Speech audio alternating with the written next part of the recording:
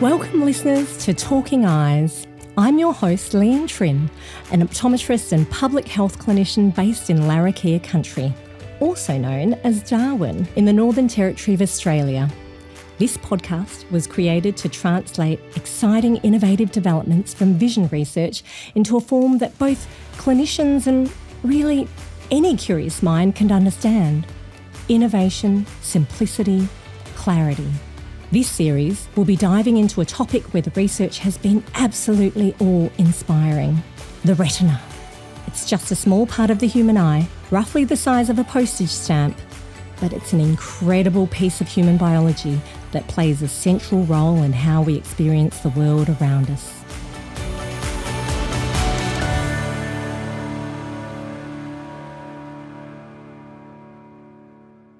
Welcome to our episode on the evolution of vision testing and artificial intelligence. This one's specifically been made for our vision testers out there. And we throw around a few ideas about some of the most basic vision tests in our toolbox.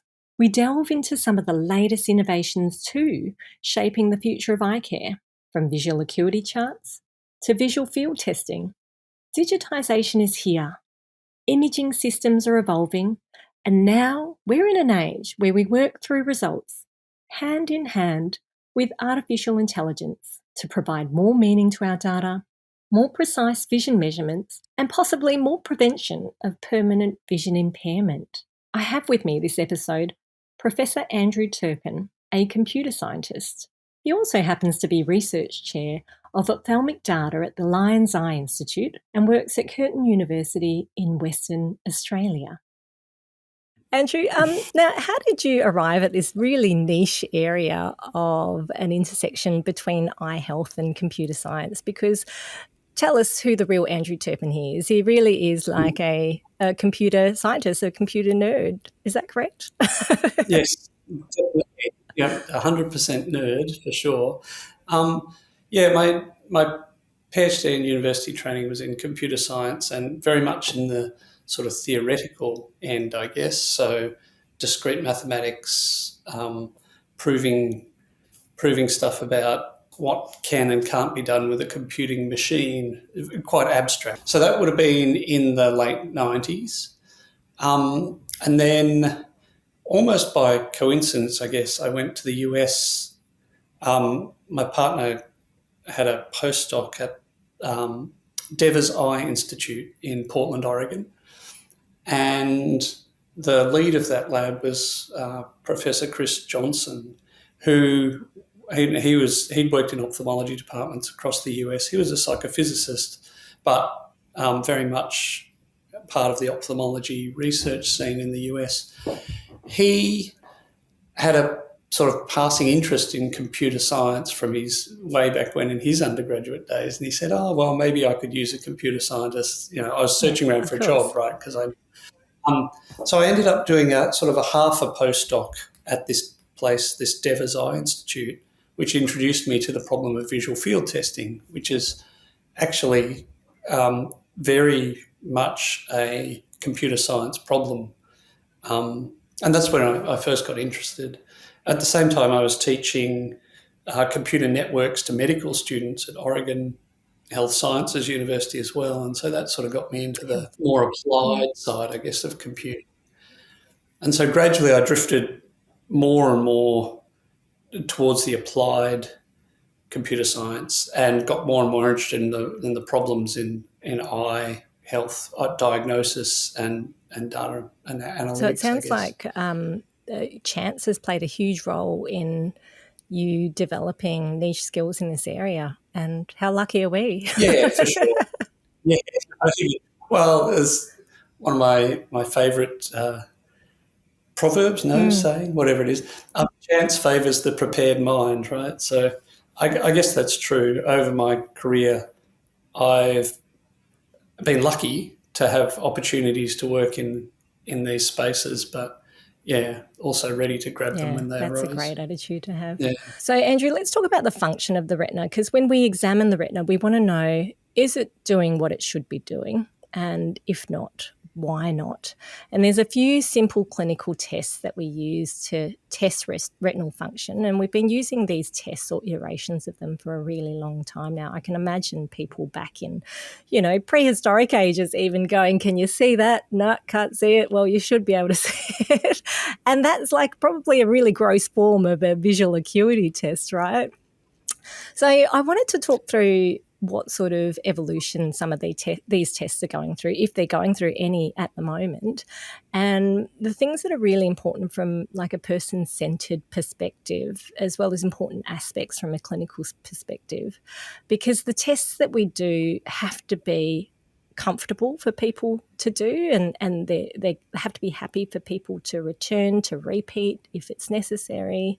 But they have to provide really good and reliable data at the same time, which is something that's really important later on down the track when we talk about AI and the work there. But let's focus on some really basic clinical tests that we do in clinical practice. The visual acuity test has been around for a really long time. In fact, the most commonly used one today probably is still the Snellen acuity chart that was developed back in 1862 by a Dutch ophthalmologist, Herman Snellen. And it's just amazing to think that we're still using that particular test in routine practice today. It's got lots of things going for it, It right? does. It's natural language, so most people can readily grasp the task of letters. The optotypes, or the exact typesetting, or the font, if you like, of the letters has been well established, and there's good psychophysical evidence of why it is the way it is. And it's sort of an easy thing to do. Read from the top until you can't read anymore, absolutely. right? I feel like the upgrade of that particular test came about 100 years later by Bailey Lovey with the Logmar chart, which sort of standardised a few things. It made it a little bit more accurate and precise, but very little difference between the two ultimately from a patient perspective, from the person who's reading the chart. The obvious next step or next evolution in all of these sort of things is head-mounted sort of virtual reality kind of environments. I think probably the same optotypes and same kind of types of stimuli, Amsler grids and acuity charts and those kind of things, but in a virtual environment over a headset, I think it's certainly lots of startups around the world trying to flog off headsets that do these things. And also it means then that you can do them in much less controlled environments. You don't need a 3-metre viewing distance or a 6-metre viewing distance or whatever. You can do it at home.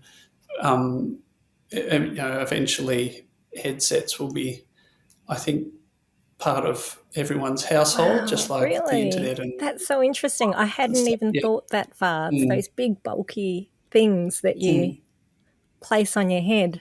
Well, Apple Vision has just come out, maybe 12 months ago now, and maybe not even yet available in Australia, perhaps. Anyway, it's it's sort of Apple's version of the Oculus Rift or the other headsets that have been around. One of the problems with these virtual reality headsets is the sort of nausea, I guess, or people get sick or feel disoriented or even unsafe when they're in them. But I think the new Apple product has both augmented reality and virtual reality, so you can see out very easily to the real world while you're wearing the goggles. And so how would that work in like testing visual acuity setting, for a child, for somebody who's not literate? How does the examiner understand what this person is reporting? Yes. I did a little bit of work on automating visual acuity testing in the early 2000s with part of the ETDRS study. That's on diabetic retinopathy for anyone not familiar with those acronyms. Yep. In that study, we were using for young kids, we were using Landolt Cs. So rather than reading the letters tell us which way the C is pointing. You can translate exactly the same thing into a virtual environment, just have letters or shapes of different sizes and have the respondent verbally describe them. That virtual reality headset, I mean, I can see that the pros of it would be, you don't have to control the lighting. It's absolutely portable. The distance is already controlled.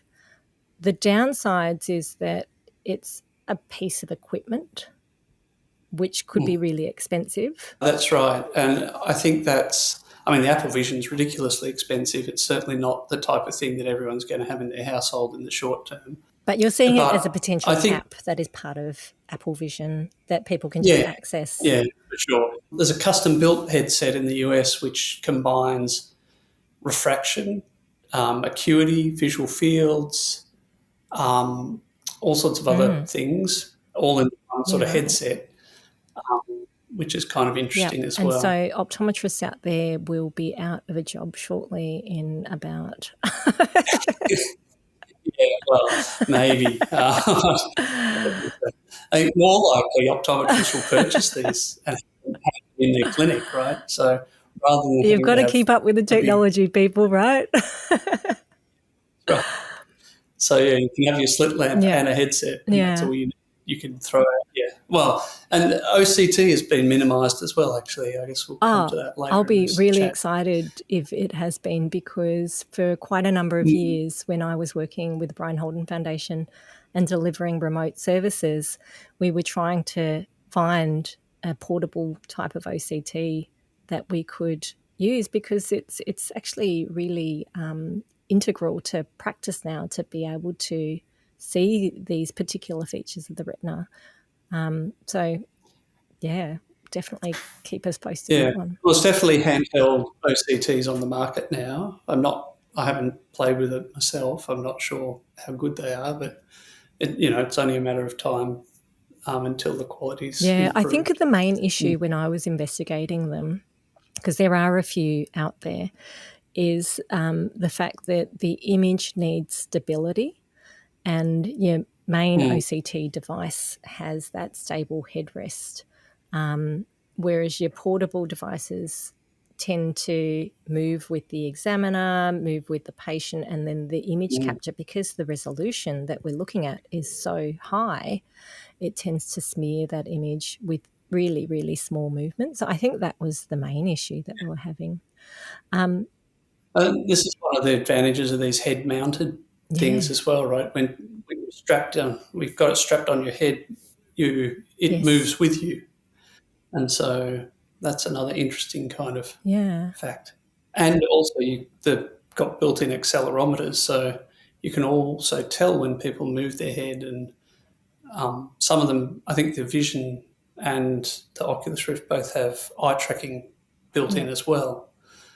Probably not quite to the speed required for OCT, but definitely good enough for perimetry and acuity and things like that. So visual acuity is a measure of the clarity or the sharpness of vision.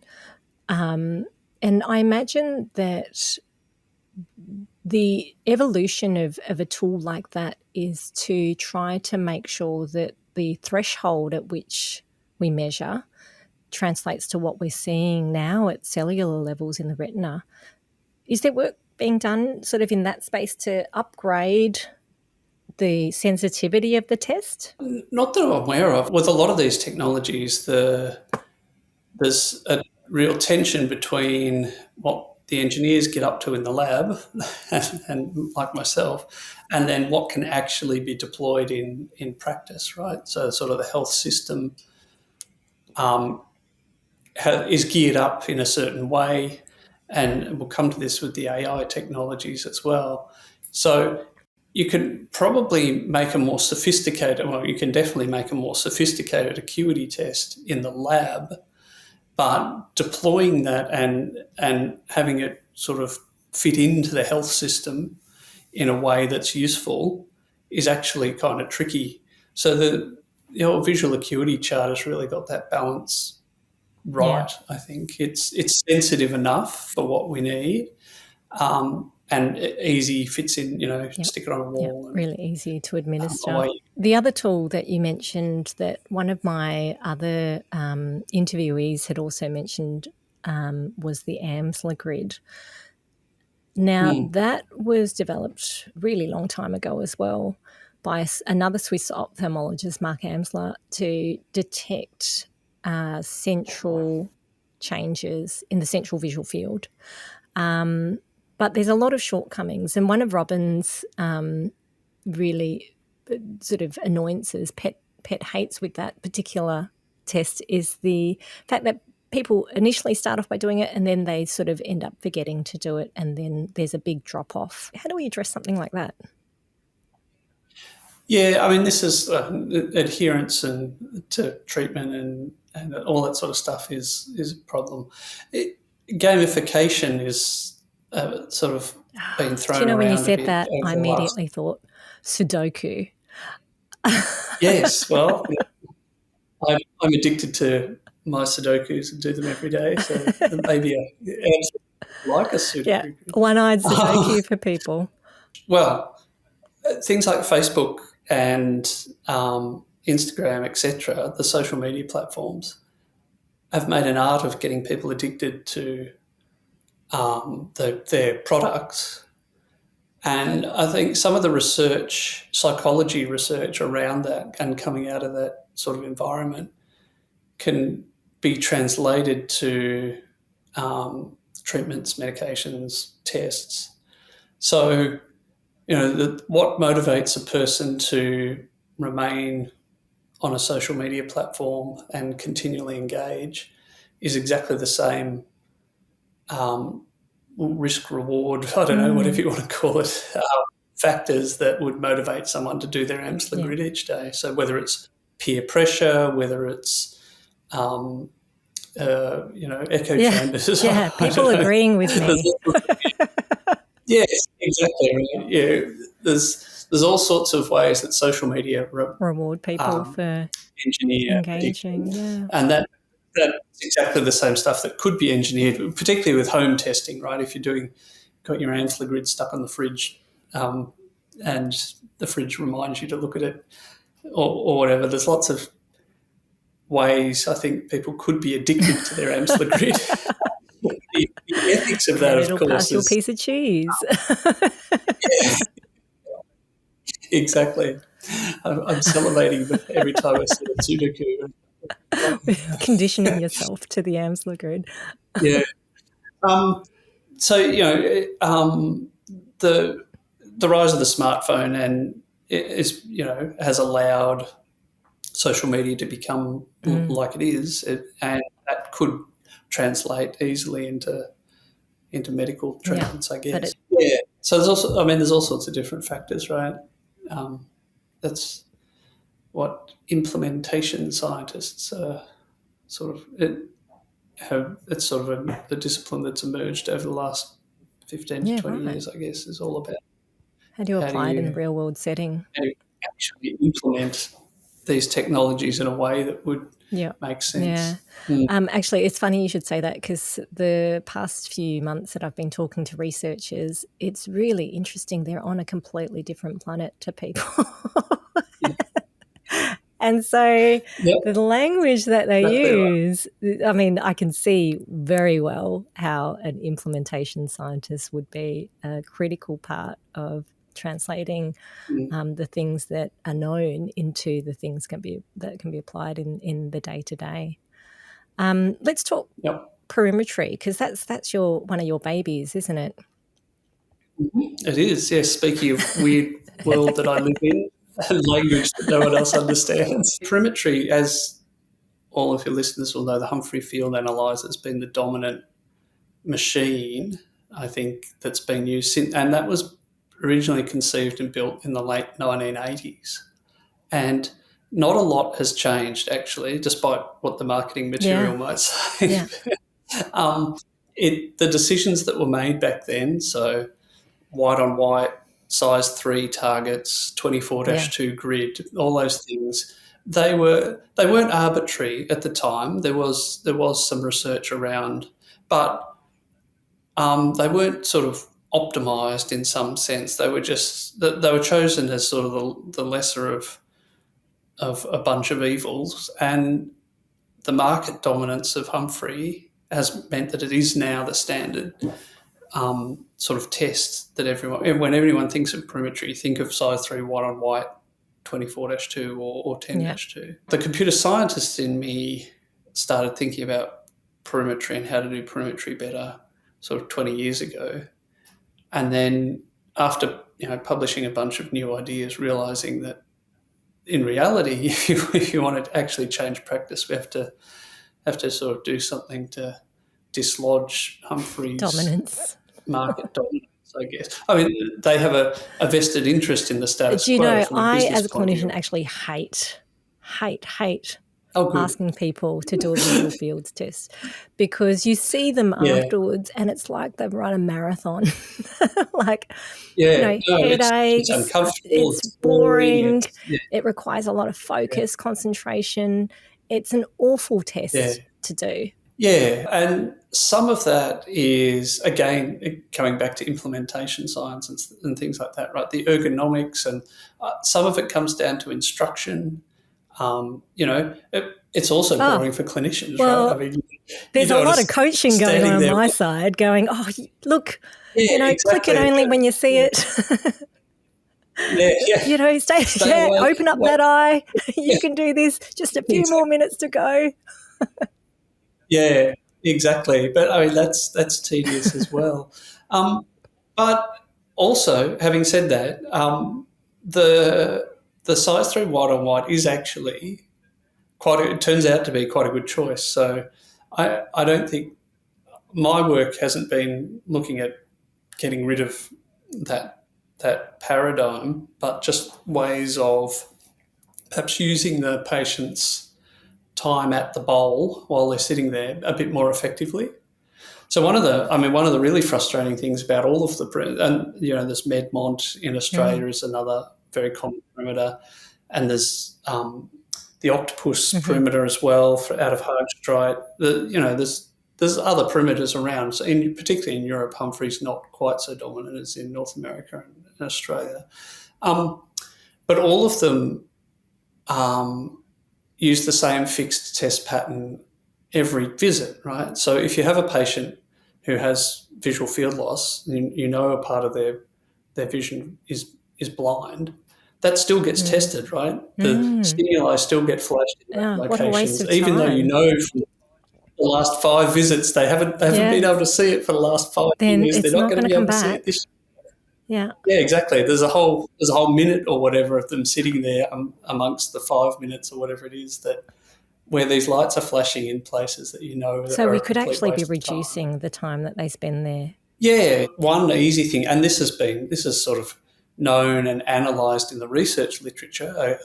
A group out of the Netherlands did some work on this, showing that if you don't test these locations that are blind, funnily enough, it doesn't make any difference to monitoring. Let's take these points as tested and done.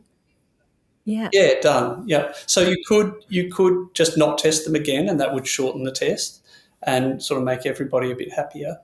Or this is the approach we're using in our lab: is if you saved 4 locations, add 4 new locations in areas of interest. So particularly around the edges of places that might be damaged, around the edge of scotomas. If you're looking for change over time, they're the kind of interesting points. Yep. So increase the sensitivity where change is pre-existing. Yeah, that makes sense. Exactly. Yeah. Yeah. And that still makes for a long, boring test. But at least you're getting more useful information out of the time that the patient's sitting at the bowl. The other interesting sort of recent innovation, so coming back to trying to shake up the dominant paradigm, I guess, of perimetry, there's a couple of new perimeters so using the OCT technology we talked about before, the real-time eye tracking, putting that in perimetry. So the Compass perimeter out of Italy, Centerview, does real-time fundus tracking. So if the patient's fixation is a bit wobbly, which everyone's is at some level, the perimeter tracks the retina in real time. So you know that the light, each stimuli projection is always hitting the same place on the retina, and you don't have to rely so much on patients holding really good fixation. Yeah. So that's a new sort of, and this has been done for microperimetry for the retinal diseases, but this is a new sort of advance, I guess. It remains to be seen whether it's actually better. I mean, theoretically, it's better, right? You know that light is hitting the right place on the retina, no matter where the patient's looking. Unlike in the Humphrey and the Medbon and those things, where a lot of the time the light is not quite hitting the location that you think it is, which contributes to a lot of the variability. It remains to be seen, I guess, if that's over time, if that's an advantage. Theoretically, it should be. There's a new perimeter or technology being developed that I was actually quite interested in because I was doing so much work in the remote setting for a period of time. Something like the Humphreys was not possible. And so I believe the Centre for Eye Research Australia are in the process potentially of rolling out this technology where it utilises a computer screen and the fixation spot changes. Have you heard of that one?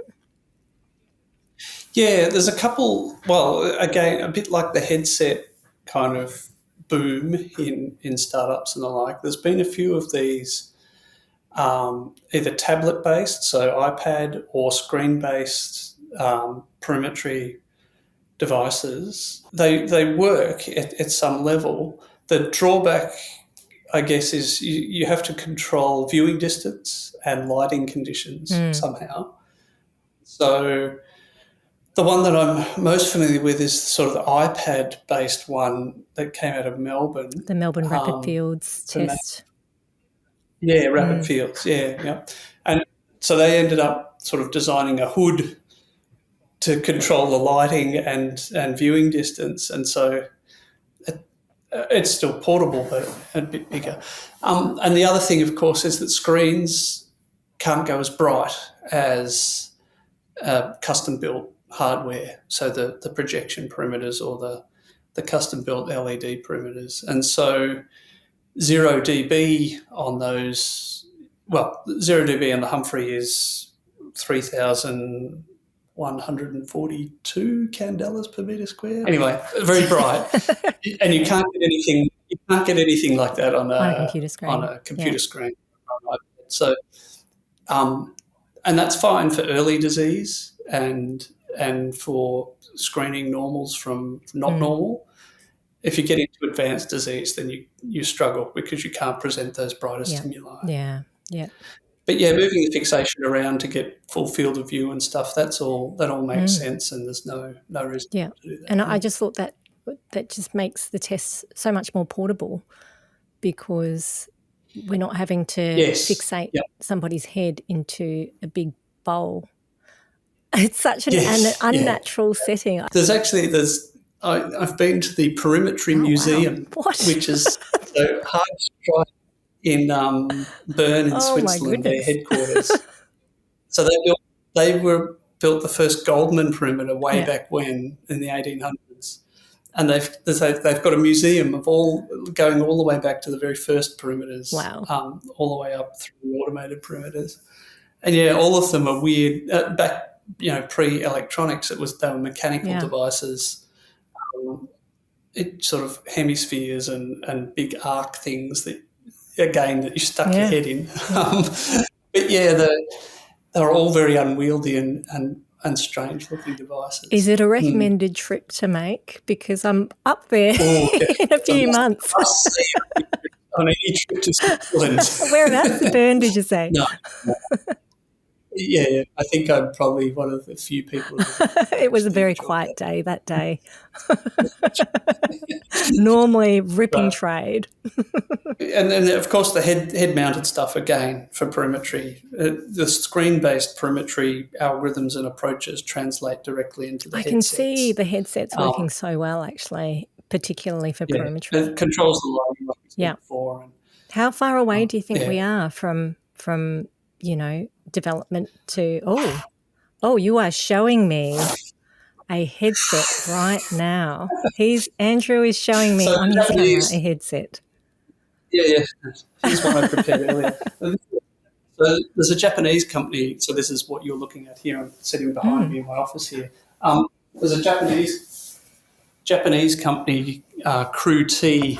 They built a head-mounted perimeter originally, but it was a little bit heavy. They had a battery in it and stuff. They were using it for like elderly patients in hospitals and portable perimetry. Their second generation is a smaller headset with an external battery and stuff. And so head-mounted perimetry exists in the market. This is from the Japanese company. They've just started marketing in the US, I think. And there's a variety of startups as well who are building their own inside custom virtual reality. So the Oculus Rift, I know there's 2 or 3 companies that have perimetry inside that. And this Apple Vision thing won't be far away either. So, I mean, the benefit of that is small footprint and controlled lighting conditions and stuff. So it's Are they definitely comfortable to here wear? already. Because, I mean, I'm thinking of the things that I use in my practice for head-mounted gear, and I hate my head-mounted gear. Yeah, well, I mean, this second generation of this Crew T instrument, it's actually moved. They've got the headset, but it's mounted on a post, so you don't. So you just sort of stick your eyes into it rather than wearing it on your head. So although it mimics a head-mounted setup, it's not actually That's the one physically behind you, mounted isn't on your it? So it's that's behind me. Yeah, it's on a it's on a little post. post. It's just Yeah, it's it's a a set set of of goggles goggles mounted on it. mounted to a post, right? And Yeah, basically they just sort of yeah. they're not carrying it essentially on their head. No, Yeah. that's right. The original generation, so I went over to Japan and met with this company and tried out their first device, but it was built for a Oh, Japanese yes. I'm facial Asian. I structure. understand So, that. yes, those of you who can't see, I've got a big nose, way bigger than Japanese noses. So when I put this thing on my head, it basically the entire 2 kilo weight Yeah. or however It's being heavy it carried by your was nose. all on my nose. Uncomfortable, but it was also kind of funny. Um, so yes, that's an advantage of this post-mounted set of goggles as well. It's more For comfortable for people with different big facial noses. structures. Yeah. Yeah. Yeah, Yeah. No judgment. but it was quite a big, yeah. Although it's the sort of thing you never really think of, right?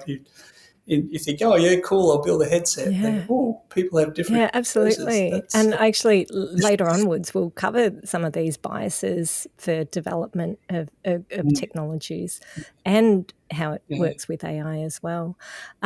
Let's move to objective testing methods. So there's a few that sort of, I regularly do in clinical practice. Fundus imaging is a huge one and has huge crossover with artificial intelligence as well. So I mean, it's a little bit like the visual acuity chart, I guess. It's an easy it's not as easy, obviously, but it's an easy technology, right? Taking a photo of the back of the eye. There's some really good technology now that makes it very easy, and even your iPhone, right? You can get a little lens attachment for your phone and take fundus images as well. So that's a good thing, and I think because photos have been taken for many years now, there's lots of very large data sets and very publicly available open source data sets as well of fundus images that lend themselves to analysing and determining Well, analytical let's methods. deep dive into that right now while we're talking about fundus photos, because again, in the remote setting, the Australian government provided funding to roll out fundus cameras to remote communities. So a lot of the remote communities now in Australia, in the Northern Territory at least, have a retinal camera. So the opportunity is there. I know that one of our challenges was actually just getting people to take the photo. So unless you were the primary eye care practitioner visiting the community, that fundus camera was essentially often just tucked away in the back storeroom.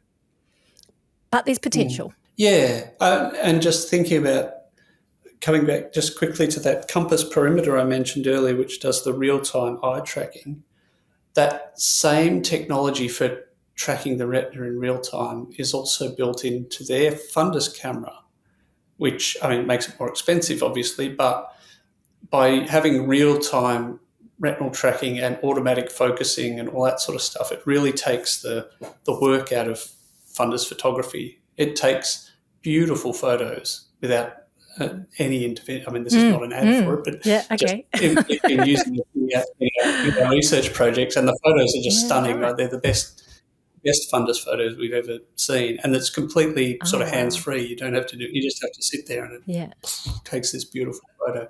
So that technology is advanced as well, right? From the old days of having to line it up and focus. Yeah, the old days, and, which is the current days. That's right. Yeah, I mean that obviously increases the price, but the more they sell, the more the price comes down. Blah blah blah blah blah. But that makes them a bit more accessible, right? Having them sitting in, you can go to the pharmacist and have your blood pressure taken. And a retinal photo taken. Having an automatic fundus camera sitting on a bench in the pharmacy, you can just wander in and go bang and have your photo taken. It is realistic now. You don't need a specialist operator. Of course, what you do with the data is a completely different question. And let's jump to that, Andrew, since we're there. Well, this is a problem for all of this automatic screening technology, right? So we talked about perimetry in the home, Amsler grid in the home. There's home IOP monitoring for glaucoma. There's fundus photos screening. Where does all this data actually go? So it's fine to have all this tech that will capture the data, but you can't just send it all to your optometrist, right? I mean, probably could, but they'd be very busy and highly stressed. And where would the time be for us to? That's right. Yeah, and who gets reimbursed as well? I mean, of course, Medicare. There's no Medicare reimbursement for this sort of stuff in Australia, so the health system is not set up at all to cope with these technologies at the moment. And ophthalmology is even worse. The specialists are overwhelmed with sort of workload. They don't have time to be responding to a ping every 5 minutes. Absolutely. But there's so much potential when we take fundus photos because, I mean, I had a chat with Professor Bang Boy who on vascular stuff. Again, just sort of another planet type of talk. But the really, really interesting thing is that me looking at a fundus photo and making a subjective assessment is potentially not enough to now. And he was talking about, the angle of bifurcation, so where the blood vessels branch out. I can't make that subjective assessment unless I'm sitting there with a ruler and a compass and measuring that out myself. And that can give us really small clues as to where this person is heading in terms of their vascular health, in terms of other systemic things that might be going on. This is the AI explosion, I guess. There's been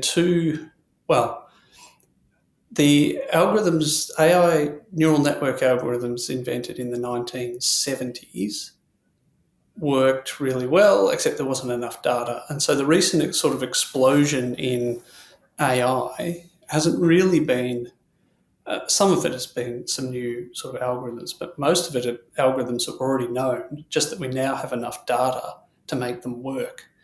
So some of your listeners may have heard of deep learning, which is really just a way of exploiting the amount of data that we now have. So fundus photos is a great example. We now have hundreds of thousands of fundus photos floating around the world. that algorithms that were designed to find patterns in data can now be applied to those, and because there's so much data, they find useful patterns. And so that's led to sort of a step change in the ability of image analysis. So for things like you're talking about there, measuring the angle of bifurcation in vessels, spotting hemorrhages. The ability to find these things in images existed previously, but with the sort of explosion of availability of data, these algorithms have got a lot better. So they've gone from being sort of 75 to 80% accurate to being 95% because of accurate. the amount of data that we have, essentially. Yeah.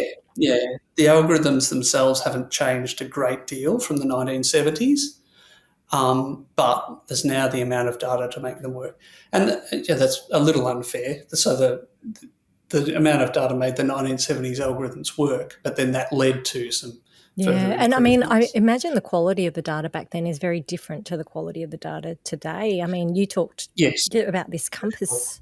Compass, is that the? Yep. I hope they support this podcast in some way. But and I think the pace at which technological development takes place, has taken place in the last 20, 30 years is phenomenal. I can remember my 6 megapixel handheld camera being such a amazing back then, and today I look back at those photos and just think, oh, shocking. So does that affect the AI then when we're comparing images like that?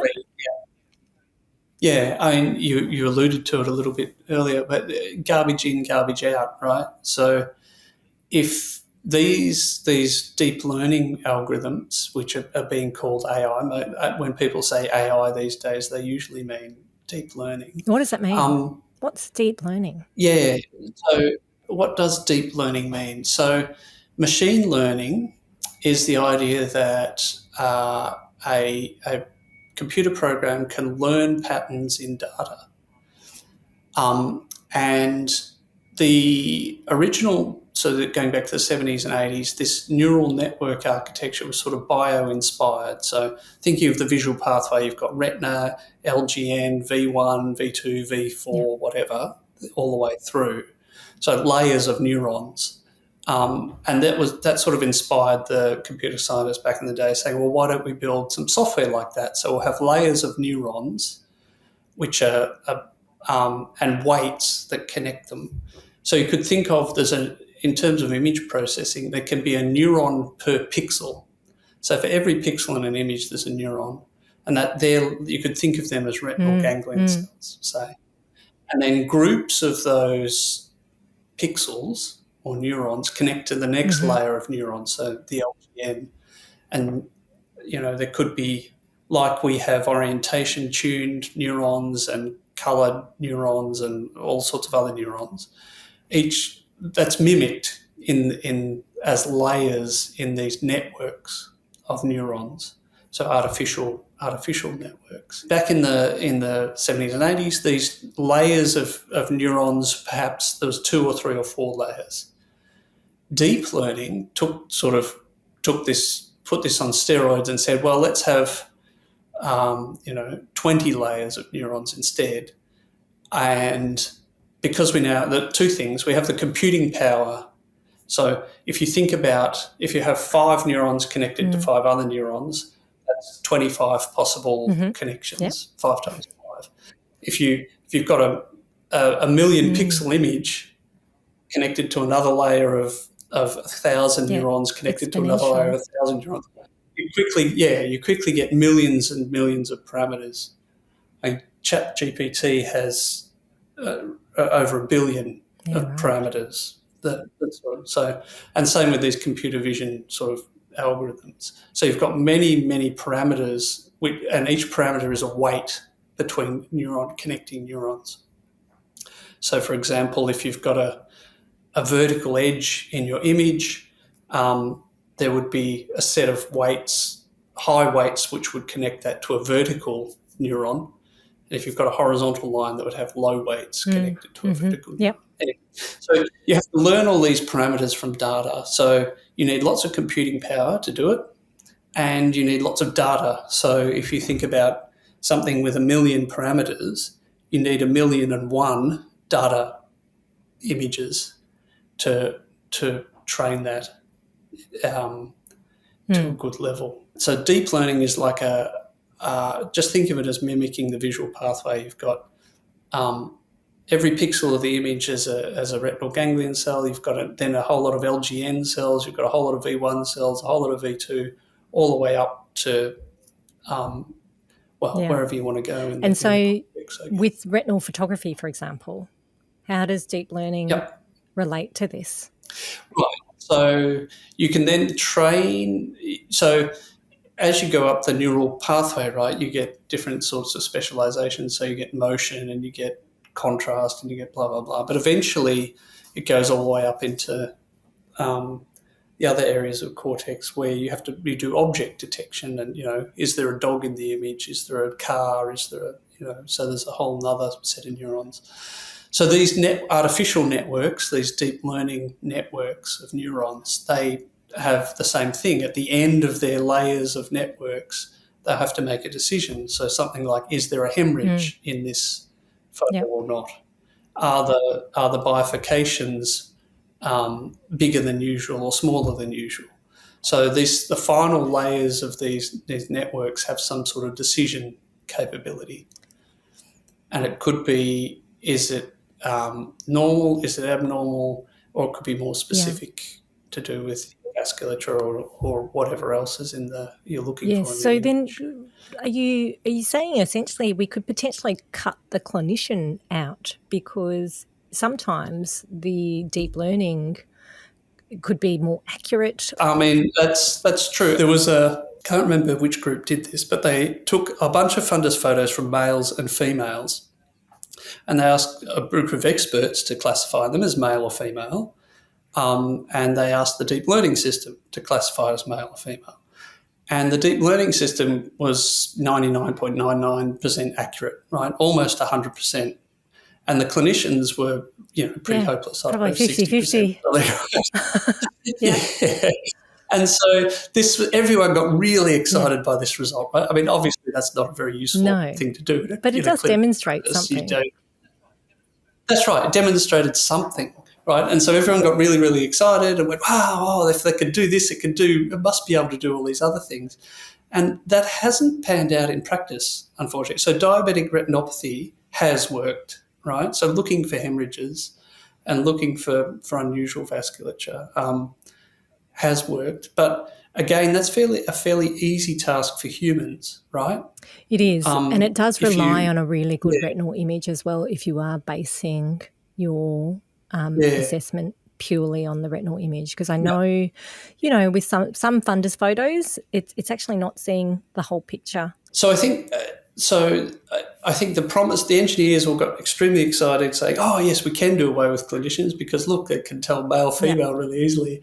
Turns out that actually that's not that useful, and the more useful things the machine doesn't do so well on, for example, glaucoma or some of the more difficult tasks. And that's because it requires other inputs as well. Like, are you able, for example, with glaucoma, and we haven't really discussed glaucoma in the series, but there is a real crossover between glaucoma being a retinal disease and not retinal disease, because it does affect the retinal ganglion cells. But, there's obviously other risk factors within glaucoma that a clinician takes into account. So if we were able to input that information into the AI deep learning, intraocular pressure, family history, markers, heritage. Yep. So coincidentally, that's what I'm working on right now. So PhD student just started a couple of months ago. We're doing exactly that. So combining multimodal data.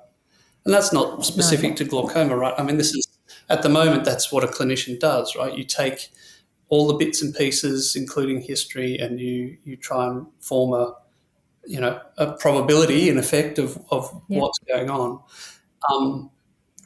that can be automated as well. But I mean, returning to your question again, it's definitely not going to replace the clinician, but for some tasks it will augment, right? So you no longer have to labour over the fundus camera to get a good photo, right? You no longer have to sit there with your ruler looking for bifurcation. The machine can give you an index of vasculature health.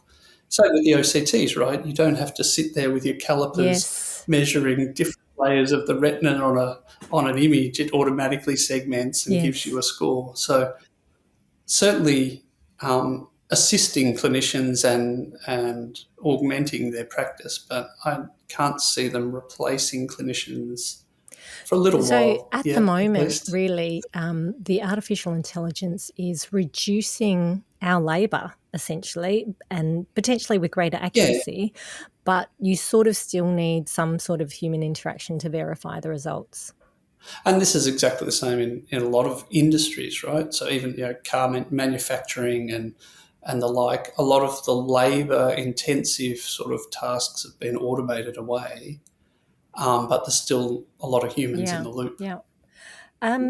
Well, while we're on the topic of fundus photography, I know there was a Google DeepMind collaboration with the Lion's Eye Institute.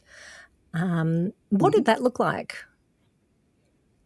Yeah, so this is part of Lion's Outback Vision. So West Australia being a giant state, covering a lot of remote communities um, and rural communities as well outside of Perth itself. So Lions Outback Vision has got a truck that drives around the entire state, does a lap once a year visiting communities, and um, you can't fully staff that truck with both ophthalmologists and optometrists 24/7 or 365 days of the year. So a lot of the stuff that gets done is telemedicine. So the data is taken and sent back to either Broome, where there's a base, or Perth for assessment.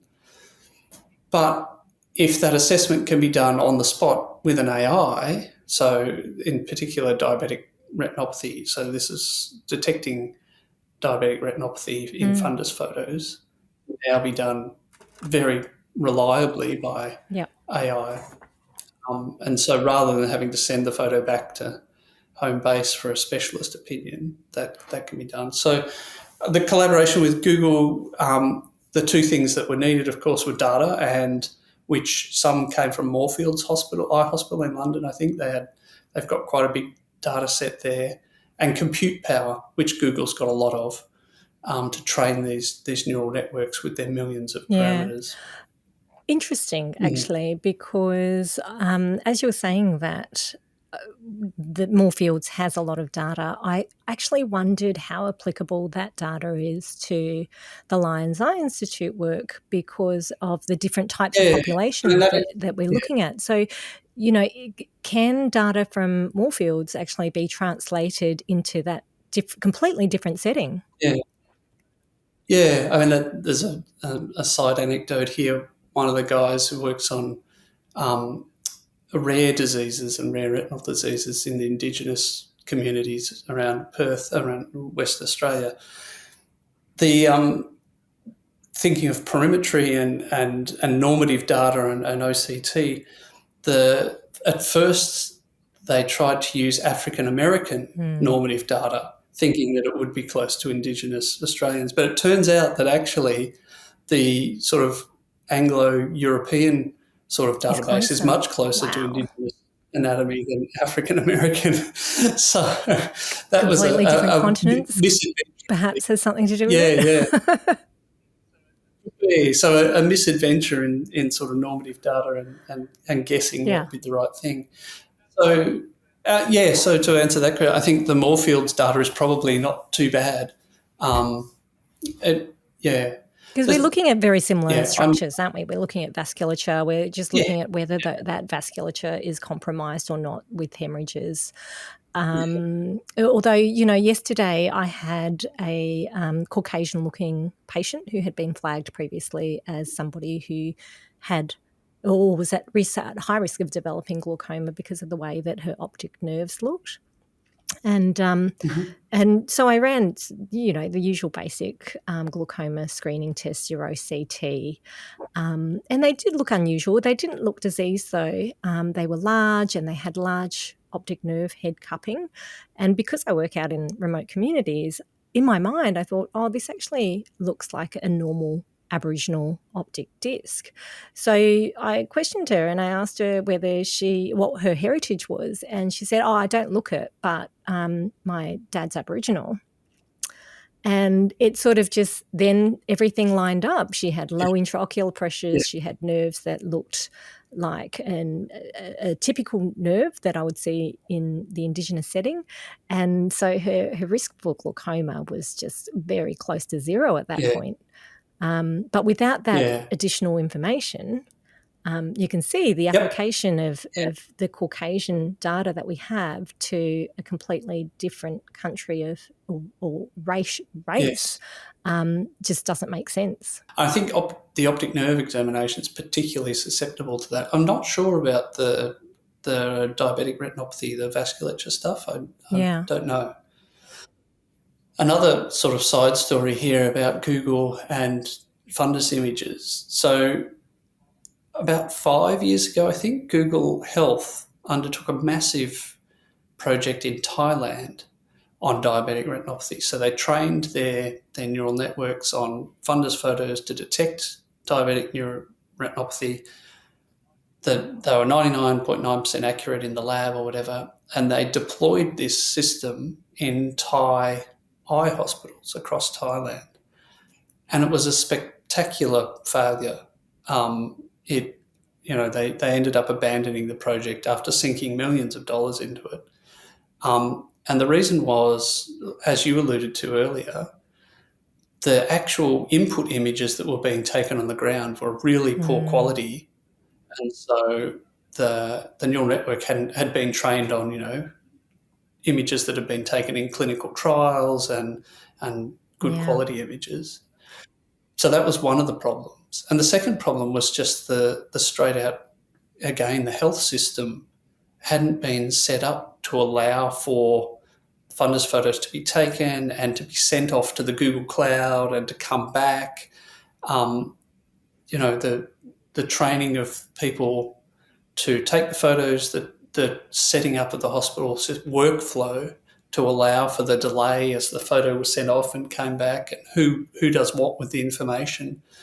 So although the technology itself standalone seemed to work and does work, integrating it into the hospital system was just a complete failure, a multi-million-dollar failure. That's huge. So I think Google Health were sort of once bitten, twice shy. I think the Lions Outback Vision project is a different scenario, right? It's an evolving service that is flexible and adaptable and open for change, and so it's probably a better sort of system with which to sort of trial this and use this technology. I guess that brings me to, your story earlier about of how you can potentially tell in a fundus image the sex of a person. And we're finding more and more that you can tell potentially lots of different things about the person with regards to their potential for developing Alzheimer's disease even. All this information is really personal. And are we set up to manage this data in a way that protects the individual? Like, have we got systems in place if we are looking at implementing AI with retinal imaging, for example? Have we got systems in place which will protect an individual who provides this data? I think the short answer is probably no. Technically, the systems exist. So technically, there's cryptography and other cybersecurity things that are 100% foolproof. Technically. But the problem, of course, is that we're in a socio-technical system. So it's the people that are involved that are the problem rather than the technology. So, I don't think insofar as possible, I think we're fine as long as you use the, the cryptography and the cybersecurity measures that's available. That's sort of the best you Yeah. can do. There's always going to be, bad actors in the chain who, there's nothing you can do to stop people from giving out their passwords or directly copying images and Yeah. distributing Or them even hacking into or systems like we've seen. yeah, that's right. Yeah. So I think the federal legislation around privacy is being tightened. There's a new act. I think it's being debated at the moment. It was out for comment at the end of last year. So in Europe, they have the GDPR, which is the General Data Protection Act, which addresses a lot of these things. I think Australia is sort of following suit. Yeah, it's a strange one. It depends. It's really hard to predict as well what retinal images might be used for in the future. People who are very concerned about privacy and civil liberties are often looking, 20, 30 years in the future so at the moment, if somebody gets hold of my retinal photo, then, who cares? Yeah. Looks great. Doesn't really make much difference to me. But, in 20 years' time, if it, retinal Yeah. blood vessel patterns become a form of identification or, yeah. So I think the technology exists to make these secure and private, but the legal system is catching up.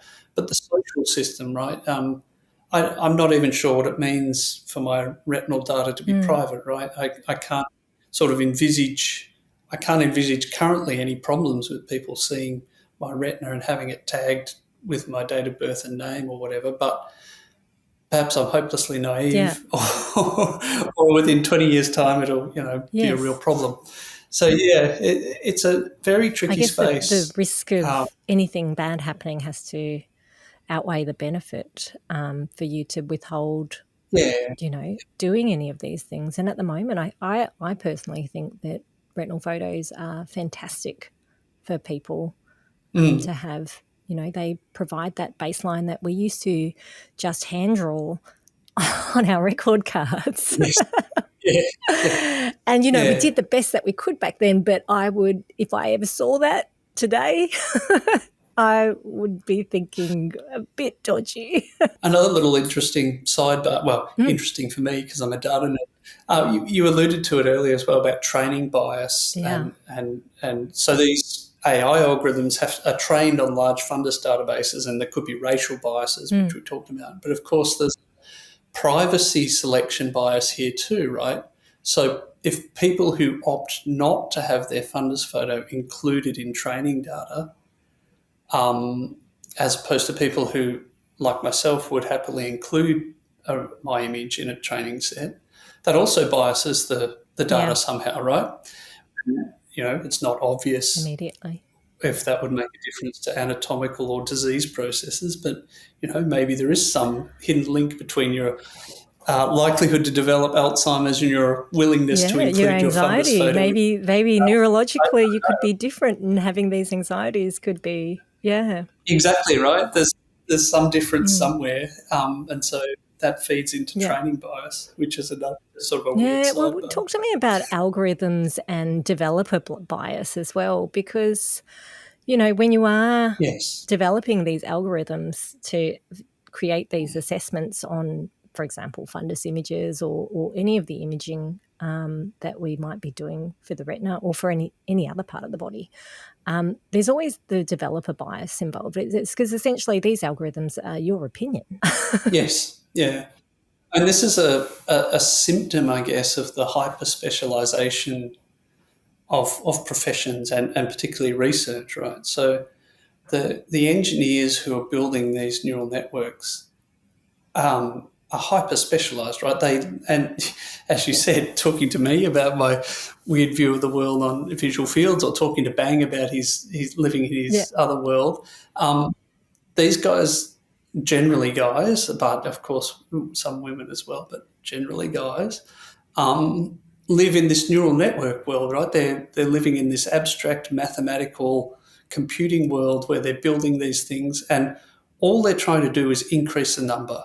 So they want 95% accuracy to go to 96% accuracy. And that's their life, right? And that's great. They've specialised in this field and they've improved the technology, but they have no concept of how it might be used, its effect on society or whatever, right? It just doesn't feature into their calculations.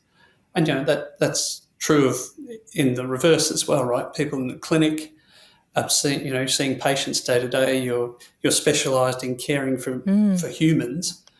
You don't have appreciation of what's going on. It doesn't make a crap of difference to you. So then, what are collaborative efforts between researchers, healthcare professionals, and our technology experts in advancing AI imaging look like? Is it driven by the technology sector, or is it driven by the ophthalmic sector? Like, how does it currently operate where you are? It's pretty ad hoc, really. I think it comes down to individuals and serendipity, right? So you need clinicians who are open to new technologies. You need developers and companies who are sympathetic to actual use cases. So they're kind of strange. I guess you need people a bit like myself, I guess, who have chosen to abandon their specialisation. Partly by chance as well. I'll use the word famous, but of course it's only in about a sphere of 200 people. I was a famous researcher internationally in the field. You're speaking to royalty, people. You're listening to royalty here. That's right, yeah. In my own little bubble of visual field research and before that data compression research. And so I've sort of stepped outside of that now and I'm a nobody in ophthalmology. Are right? you? No. And that's fine. You are not.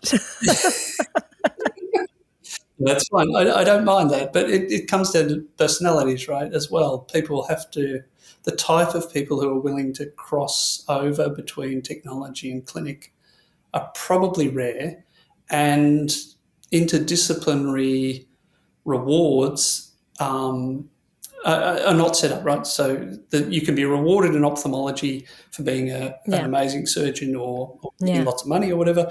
You can be rewarded in optometry for, being a fantastic clinician.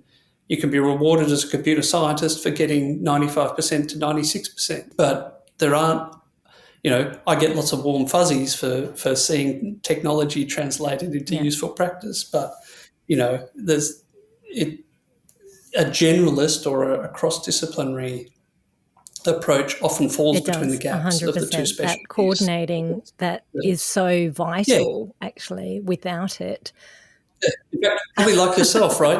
What reward are you getting for doing this podcast? Probably no reward whatsoever. Not even any fiscal rewards at this point. But I might cut that bit out about you being a nobody because that won't fare well for my podcast either.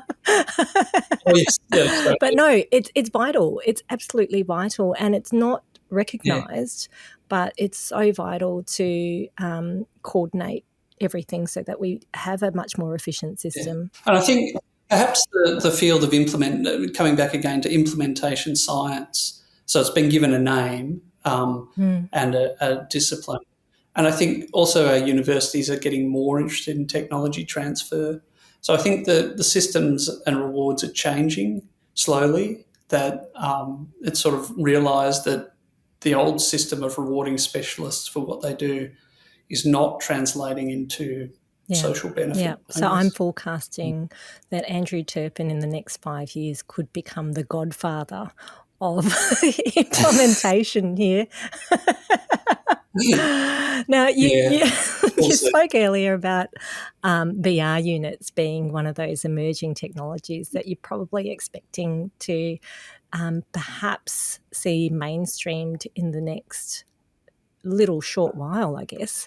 Have you got any other tips about upcoming technologies in AI and retinal imaging that we might be seeing?